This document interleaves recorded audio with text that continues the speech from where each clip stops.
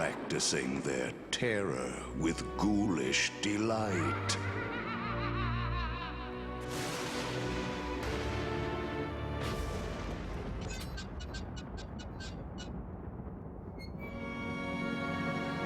We were walking by Haunted Mansion one day and we're like, ooh, what if Santa landed on that house? What might it be? And that's really how it all was born.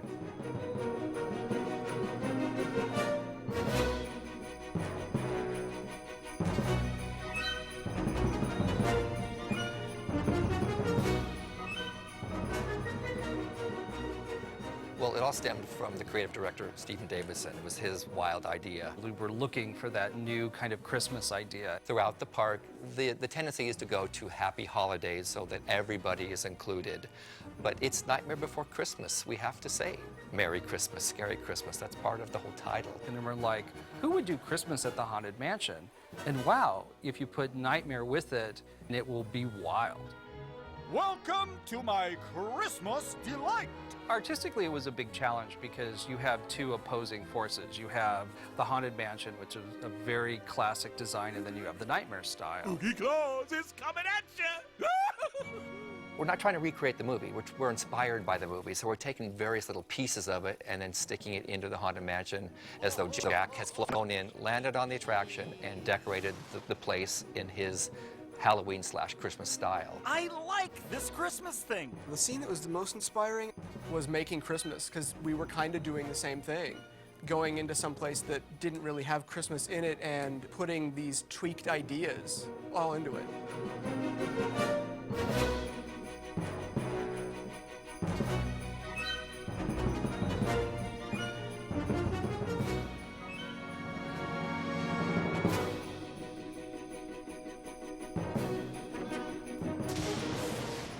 Taking something that has a 40-year lifespan that people love, they come ride it every day, and now we've transformed it. And I was terrified. And I went in with a group of people, and the show starts, and by the time they hit the floor, Big Jack had appeared, they were cheering. Happy holidays, everyone! Even the filmmaker's reaction was wonderful. Tim Burton went through it and loved it. And then he went to the merchandise stand and bought all the merchandise that was available. Eureka! And when you went and listened to people on the outside as they exited, they were like, oh my God, let's do it again. And from that moment, you knew that something special. You had taken something that they knew and brought it to life in a whole new way.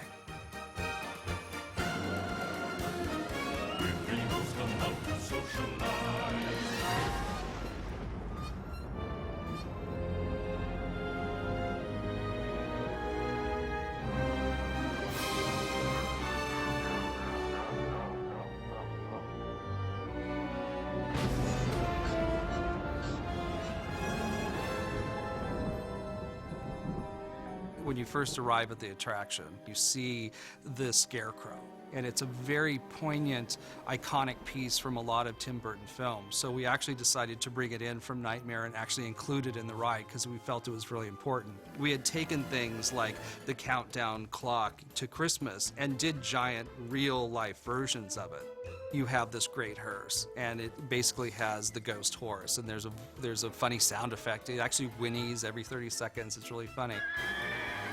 The wall around the attraction always has burns on it and, greenery growing out of the urns. We shove pumpkins on spikes. If you look at the outside of the ride, it is filled with jack-o'-lanterns. It has hundreds and hundreds and hundreds of jack-o'-lanterns that are all cute and fun.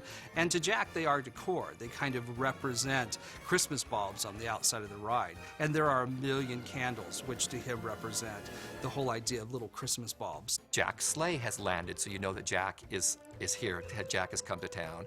And flowing out of Jack's sleigh is his recipe for Christmas, his twisted recipe of what he thinks Christmas is all about. So again, we just decided to overdress it, make something that's classic even better. For the story that you are about to be told began with the holiday worlds of old. I know you're curious to see what's inside. It's what happens when two holidays collide. Welcome, my friends, to our Christmas delight. Come witness a ghoulishly glorious sight. It's time for our holiday tale to begin. There's no turning back now.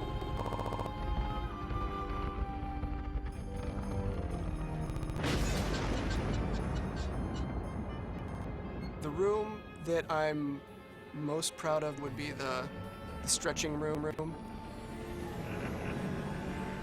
When we first started the ride, we started to look at replacing the stretching portraits, and we were basically told, don't do it.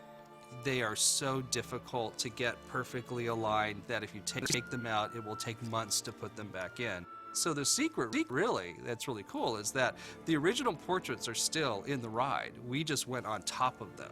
So basically our portraits are much bigger and break and pull and stretch out, but everything that was always in the mansion is actually still there. Seeing the artwork for the stretching portraits revealed and everybody in there looking up at it was huge. It was a hoot. I mean, people just cheered and applauded when they saw it, because you came in the mansion, it had all this decor, you went into the elevators, things started to change and grow, and stuff's moving up. Seeing Sherry Lundberg's art and Ian Yeater's stained glass designs break, and just hearing that shattering glass and then seeing it open. It just gets better and bigger from there.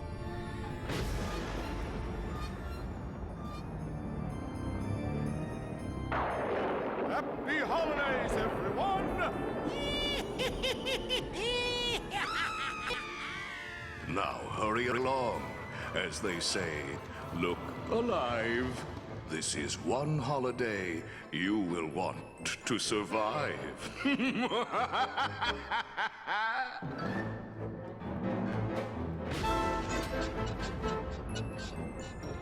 For year 2 of the mansion, we did an addition that went into the loading area. And it's such a great area that we developed what we called the Merry Scary Christmas card. You take your generic holiday greeting, Merry Christmas, and of course we got to change it so Merry becomes Scary Christmas. Some people don't even catch it. Merry Christmas, Scary Christmas, Merry Christmas, Scary Christmas. It's a huge structure, and when we first introduced it into the mansion, every week one of those presents would open up. So every time you came, there was a whole new character that would appear, and then our giant kind of advent card was born in the loading zone. But I thought that was really kind of fun, keeping people coming back for 13 weeks to see, what figure was going to pop up next. It's funny because we did a lot of different versions of it. We actually looked at early sketches. I mean, there was a lot of different interpretations of things, and things that were accidents at times. Things that you kind of said, ooh, what if? And then suddenly they become, big, ecstatic things that people love. Jack Skellington came here from Halloween Town. You'll notice his handiwork is scattered around.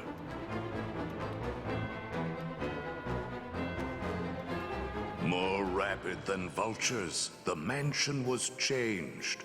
All was soon covered, adorned, and deranged. And what to your wondering eyes disappears is Jack's little friend Zero, the ghost dog reindeer.